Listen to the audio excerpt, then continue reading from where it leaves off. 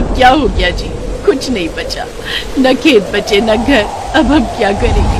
पता नहीं राधा, हमारी किस्मत में क्या लिखा है। खेत में फसल का एक दाना नहीं बचा। खेत, घर में रखी सारी उपज और बीज भी बह गए। पता नहीं अब कैसे गुजारा होगा हमारा। रामपुर गांव के हर घर की फिलहाल यही कहानी थी। 4 दिनों तक लगातार बारिश ने सब कुछ बर्बाद कर दिया। पूरे इलाके में बाढ़ आई हुई। राम के खेत में खड़ी फसल भी बाढ़ में बह गई। हर तरफ तबाही का मंजर था। किसी को कुछ समझ नहीं आ रहा था कि अब वो क्या खाएंगे और कैसे जिएंगे। अन्न के बिना पूरा दिन बीत गया। फिर पूरे 2 दिन बाद पानी जब कुछ कम हुआ तो सरकार के कुछ लोग थोड़ा थोड़ा अनाज गांव के सभी परिवारों को दे गए। राधा ने उसी अनाज से एक पतीले में खिचड़ी बनाई और फिर जैसे ही राम और राधा उस खिचड़ी को खाने बैठे, ठीक उसी वक्त। बेटा, कोई है क्या? 2 दिनों से भूखा हूँ बेटा, कुछ खाने को मिलेगा क्या? बाबा, आप कहाँ से आए? बेटा, मैं तो 3-4 दिन पहले बस यहाँ से गुजर रहा था, तभी जोर की बारिश शुरू हो गई। बारिश से बचने के लिए मैं पास वाले मंदिर में रुक गया, लेकिन बारिश बढ़ती ही चली गई और मैं वहीं पर फंस गया। अब पानी कम हुआ तो बाहर निकल पाया। अब वो मैं बोल रहा था कि कुछ खाने को है क्या बेटा? एक तो वैसे ही अनाज कम है, इतनी सी खिचड़ी बनी है बस। इसमें से अब बाबा को कैसे खिलाएं? कोई बात नहीं, भगवान सब व्यवस्था करेगा। बाबा, आप अंदर आइए।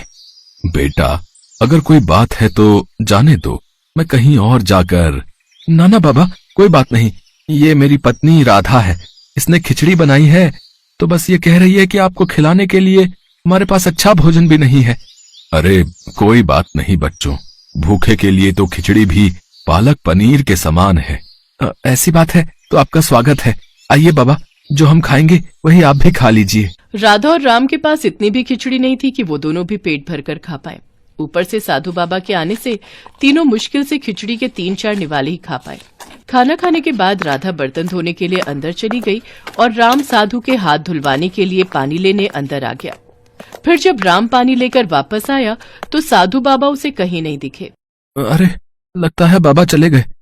लेकिन वो क्या है?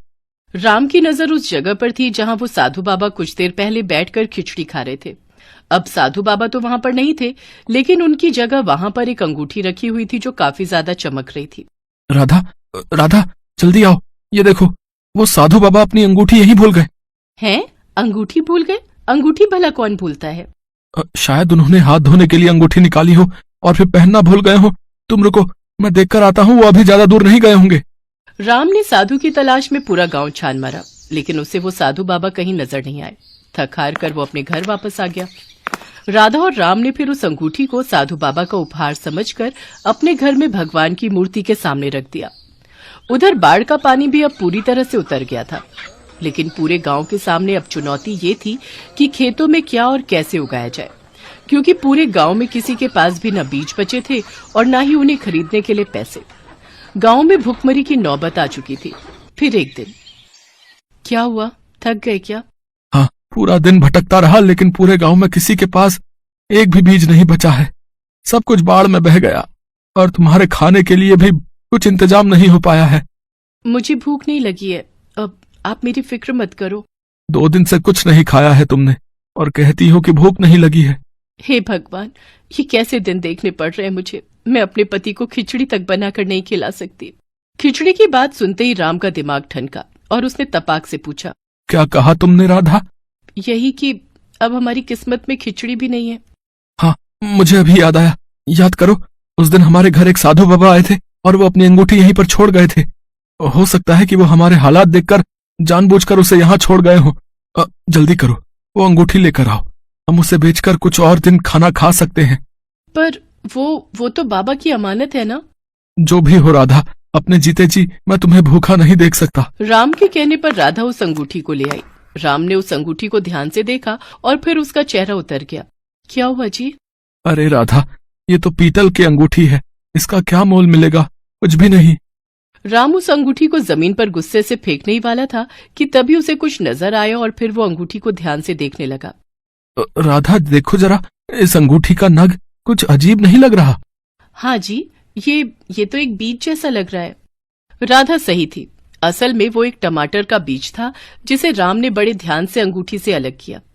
पर कोई अपनी अंगूठी में नख की जगह टमाटर का बीज क्यों लगाकर घूमेगा? यही तो सवाल है राधा। जरा सोचो, जब हमारे घर में कुछ खाने को नहीं था तभी एक साधु हमारे पास आते हैं और ये बीज यहाँ छोड़कर चले जाते हैं। कुछ तो बात है राधा। दोनों ने उस बीज को नमन किया और फिर पूरी श्रद्धा के साथ उसे अपने घर के एक गमले में गाड़ दिया। राधा और राम को लगा कि कुछ दिन बाद उस बीज में से टमाटर का पौधा निकल आएगा, जिनसे वो कुछ वक्त बाद कुछ और बीज बना पाएंगे। और इसी सोच के साथ वो दोनों वहां से चले गए। उन्हें इस बात का बिल्कुल अंदाजा नहीं था कि उनके साथ क्या चमत्कार होने वाला था। अगले दिन जब राम और राधा सोकर उठे तो ये देखकर चौंक गए कि जिस गमले में बस एक दिन पहले ही उन्होंने टमाटर का बीज बोया था, वहां अब एक मजबूत पौधा खड़ा था। सिर्फ इतना ही नहीं, इस पर कई सारे लाल लाल टमाटर भी उगाए थे। हे भगवान, ये कैसे संभव है? इतनी जल्दी भूल गए? ये उन साधु बाबा का चमत्कार है जी, और मेरी बनाई खिचड़ी का फल, जो इतने सारे टमाटरों के रूप में हमारे सामने है। उस पौधे को साधु बाबा का आशीर्वाद और भगवान का चमत्कार मानकर राम और राधा ने अपने हाथ जोड़ लिए।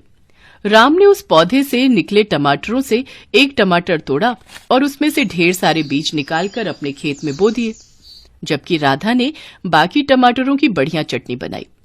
कई दिन बाद दोनों पति पत्नी ने खुशी खुशी और भरपेट खाना खाया। अब दोनों को अगले दिन का इंतजार था और जैसे ही सुबह हुई वो दोनों भागकर अपने खेत में गए। वहां उन्होंने देखा कि पूरा का पूरा खेत टमाटरों से भरा पड़ा था। इतने सारे टमाटर देखकर दोनों खुशी से उछल पड़े। तभी वहां गांव के सरपंच आ गए। अरे भाई राम, अरे ये चमत्कार कैसे हुआ भाई? कल तक तो तुम्हारा खेत भी हम सबके खेतों की तरह ही वीरान पड़ा था, फिर ये टमाटर की फसल एक ही दिन में कैसे उग गई भाई? ये जादुई टमाटर है सरपंच जी। अब आप बिल्कुल चिंता मत करिए, अब हमारे गांव में कोई भी भूखा नहीं रहेगा। सचमुच? पर पहले बताओ तो सही, ये चमत्कार आखिर हुआ कैसे? राम ने गांव के सरपंच को कुछ नहीं बताया, बस मुस्कुराकर अपने खेत की तरफ बढ़ गए। उसने अपने खेत के लाल लाल जादुई टमाटर पूरे गांव में बांटे और सभी ने उन टमाटरों के बीजों को अपने अपने खेतों में बोया। कुछ ही दिनों में गांव का हर खेत लाल जादुई टमाटरों से अटा पड़ा था। अब तो ट्रक के ट्रक गांव आते और यहाँ के खास टमाटरों के बदले गांव के किसानों को बढ़िया दाम देकर जाते। कुछ ही दिनों में पूरे गांव की तस्वीर बदल गई। राधा और राम की भी काया पलट हो चुकी थी, लेकिन इन सब के बावजूद उन दोनों ने दूसरों की मदद करना नहीं छोड़ा था।